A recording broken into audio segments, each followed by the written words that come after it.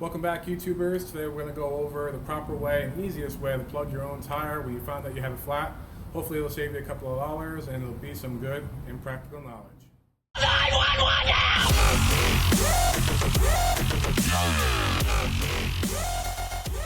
So the items you're going to need to perform this task are going to be your tire plug kit, which is actually going to plug the hole in the tire or the leak that you have, a Leatherman or some other means of removing whatever the object that punctured the tire to cause the leak or the flat, and some soapy water, which will help you locate on the tire where the leak or hole is located at.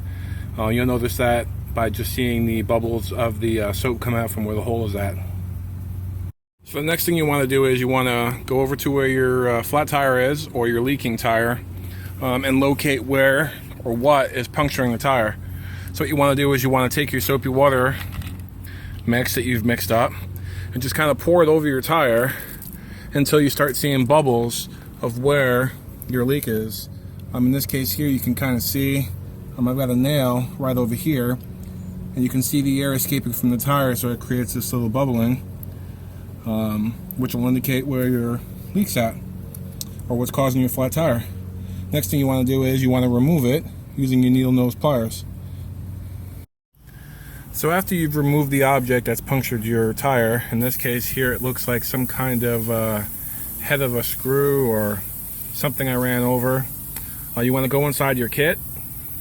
You want to locate the little spiral corkscrew looking tool from the kit, and what you want to do is you want to find your hole and you want to shove this inside your tire. So once you get it inside there, you give it a couple of turns to kind of roughen up the rubber where your hole is. And then what you're going to do is you're going to remove that from the tire.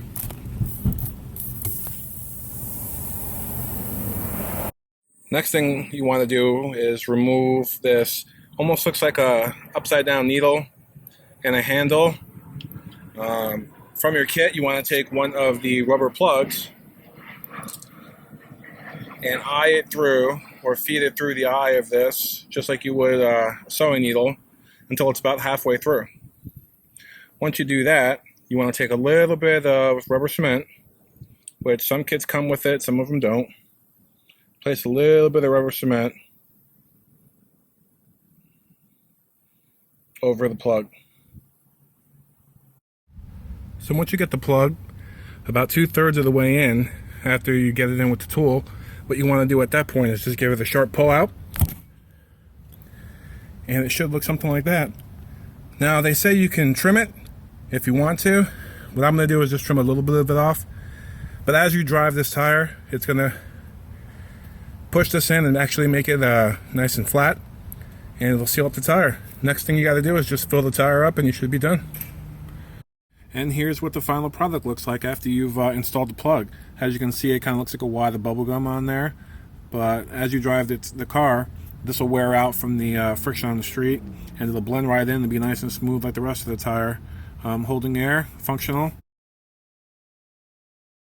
That's it for this episode of Impractical Knowledge. I hope you got some good information out of today's episode. If you like the channel, please subscribe, hit that like button if it was useful to you, and again, be safe in everything you do. Hopefully you enjoyed the video. This is the final product. This is what it looks like installed on my AR-15.